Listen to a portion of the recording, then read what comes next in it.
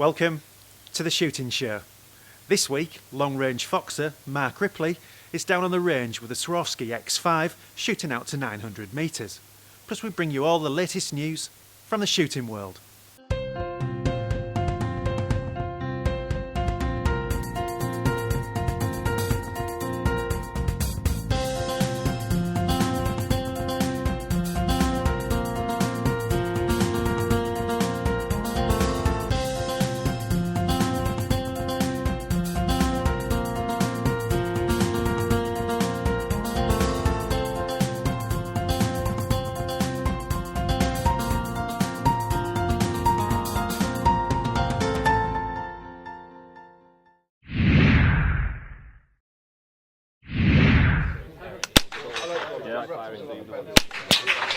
Long-range foxer Mark Ripley is having a blast, but he's got a serious task at hand, testing the new Swarovski X5 scope. Okay, we're up at the WMS shoot, which is Andrew Venerable's bit of ground. We're here on a Swarovski range day, trying out some of their products, their sporting scopes and the X5 ballistic scope, their various range of binoculars. We're just shooting some 2-2 rimfire at the moment, out to 7,500 yards, just on some steel targets and some clays. I'm looking forward to pushing the Brown and X-Bolt out a bit further with the scope on it and just seeing what sort of ranges and what that's capable of. That should be quite interesting. So today we're at WMS in Wales to show our new rifle scope. We've invited 15 retailers to come along. We launched the X5 back in Iwa in March of this year. The X5 rifle range is a totally new product for Swarovski OPTIK, and it's designed for long range shooting. So that could be target shooting or for hunting. It's a scope that has a lot of adjustment. We've managed to produce a scope within a 30mm tube that will give you the adjustment that's required for long range shooting. So it's very, very accurate. It's very robust and rugged. Today we'll have a chance to try the X5 at different distances. We'll start at 200 metres and then go up, depending on conditions, up to maybe 800 or 900 metres to shoot. So we're looking forward to having a great day. The weather's shining, the sun's out, so everything's looking good. Short range shooting complete, we head out to give the scope a sterner test. The main thrust of the day was to launch the new X5 scope range. We had the 3-18 and the 5-25 here in minute of angle, quarter minute of angle clicks. It's been great to see Swarovski coming out with a long range scope, and it's fascinating to see that having been one of the last of the big scope players to come in with this type of scope, they've got it very right at the first attempt. They've even matched it with a long-range spotting scope with a matched reticule in the first focal plane, so a spotter is seeing exactly what the rifle shooter is seeing, and they can communicate perfectly for long-range shots. Excellent scope for the job. The manufacturer quality seems very good. The 3-18 particularly is an interesting crossover scope because it allows someone to have one scope which they can use for regular deer stalking. It's not too big or heavy, regular shooting on rifles, but actually go out to the club at the weekend or the range and shoot at considerably longer ranges when they're practicing and playing with paper, stones or steel. We're like a track day for rifles. If you did a track day for your car, you'd learn how to drive it really fast, chuck it around without any traffic coming in the opposite direction, and when you take the kids to school on Monday, you drive very sensibly. It's like that with rifles. Come up here, we can safely play at frankly ridiculous distances with rifles. Get it out your system, learn, and then take it home to shoot well within your limits. But enough talking, let's see this bit of kit in action. I think that's about 190 metres. I've just dialed in a little bit of windage. We've got probably a 5-mile-an-hour wind coming down the valley, so I've stuck an MOA of windage on there, and we've got 175 MOA of elevation just for the distance. It's 0 for 100 metres, so just need to dial a little bit extra in there for that. This is a common range for live quarry shooting, and Mark's Browning and Swarovski combo should have no difficulties here.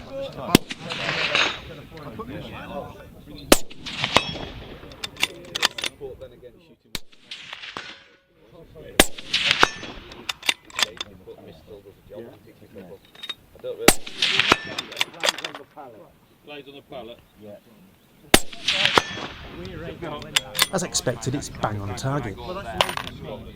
I was just shooting a little, I think it's about a 6-inch target we've got down there. 6-inch steel disc, and it's just putting rounds, but you know, one on top of another down to that target, so it's spot on. Yeah, just done the same thing as well, a little bit further. I think that furthest target's about 200 metres, or just shy of 200 metres. And it's a row target, steel row target, and just put 3 shots, you know, one on top of another on the head of the row. So it's it's not really much of a test for this setup, to be honest. It's shooting really, really well. But the real proof of the X5's worth comes at long range, and we've got something special in mind to test those capabilities. I'll go to that swinging target behind the pallet. See the pallet, you see no. Today we finished off shooting at 835 metres, which is 900 yards.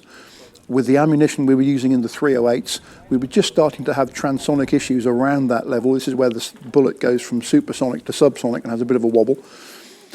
As the light weather closed in, it became more difficult to spot with the 308s because there's not that much energy left at that range.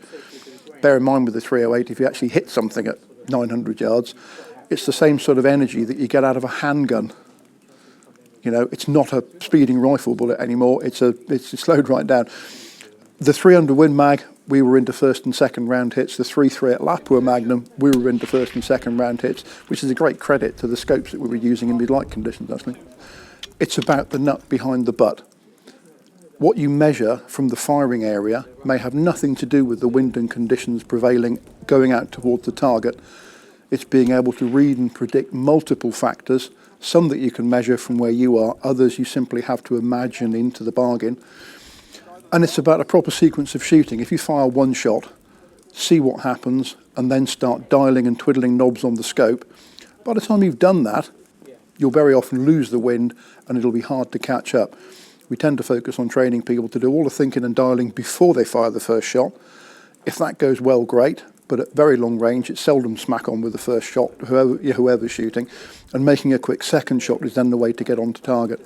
I must emphasise that we don't promote what I would euphemistically call long-range hunting here, because the purpose of hunting is to get close enough to be sure. So know your limits, only fire at live quarry at ranges where you are 9 out of 10 sure you can make the shot. And if you want to play on rocks and steel and anything that's safe with a good backstop and learn that way.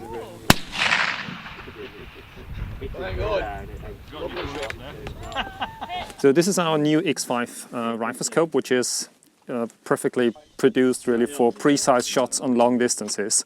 So X really stands for extreme distance, extreme precision and extreme ruggedness. And especially here in these conditions we have really the opportunity to test all of these 3 axes. Even here you see it's raining, so under these conditions you can still really use those rifle scopes.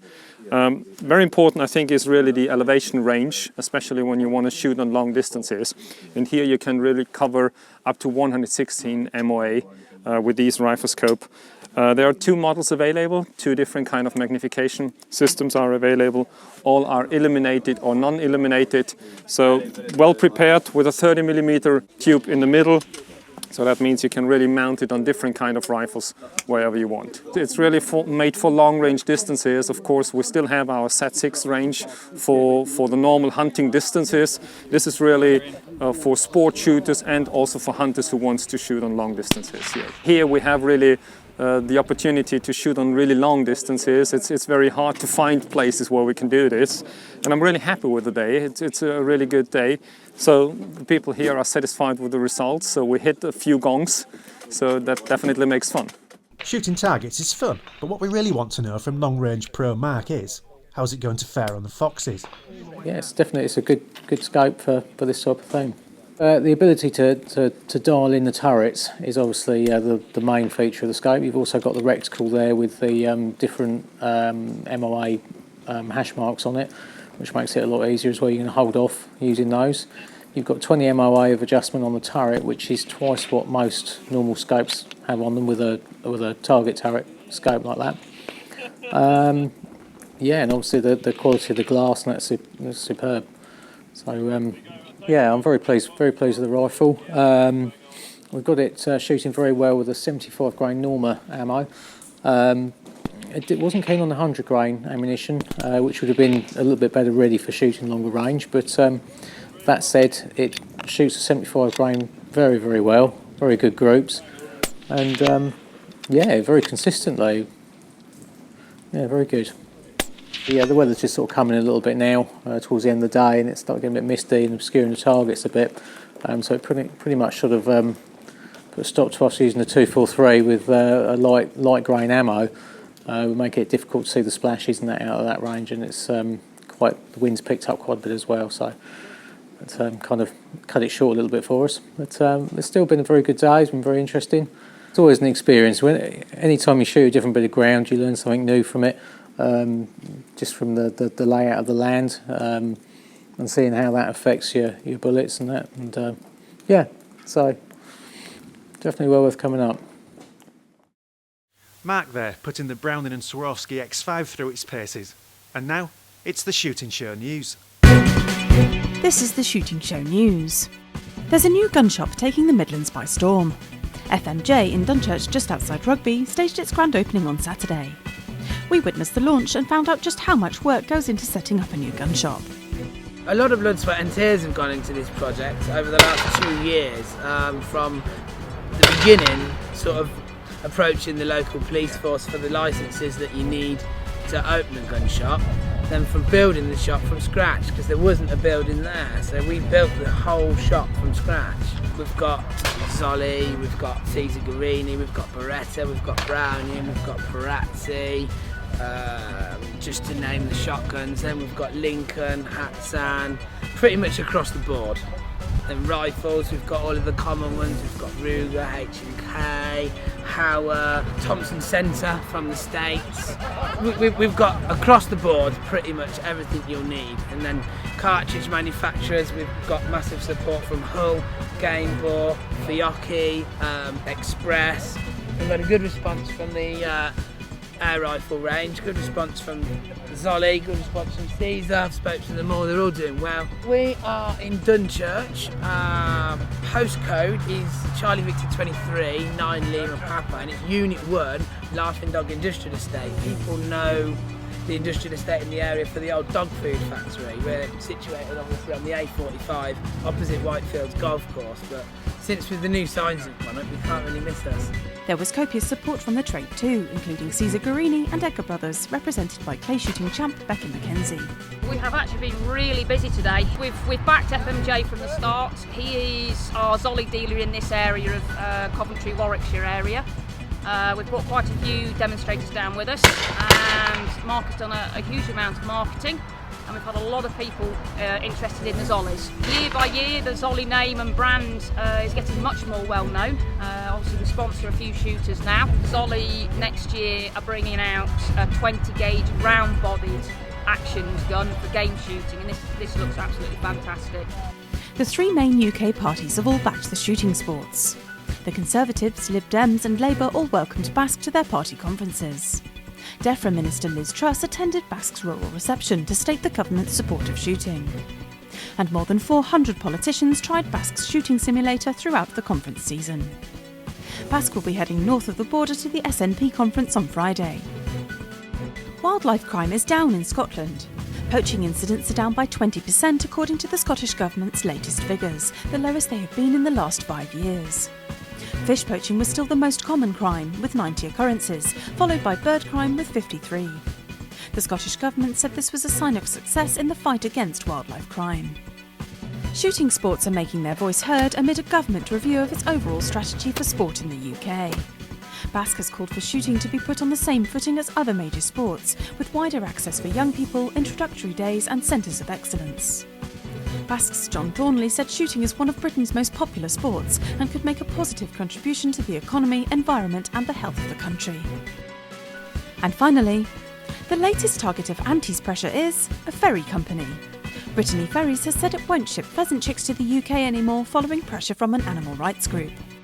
Now shooting organisations are on the warpath, trying to get Brittany to reverse its decision. The Countryside Alliance's Adrian Blackmore said the transportation of all chicks is covered by strict EU laws to ensure safety and welfare. It's exactly the same legislation that covers poultry movement, but Brittany Ferries showed no sign of banning that. That was the Shooting Show News. Well, that's it for this week. Thanks for watching. Please like us on Facebook and follow us on Twitter. And if you're not a member of BASC, it's time to join now. BASC, looking after your sport, looking after you. This has been The Shooting Show.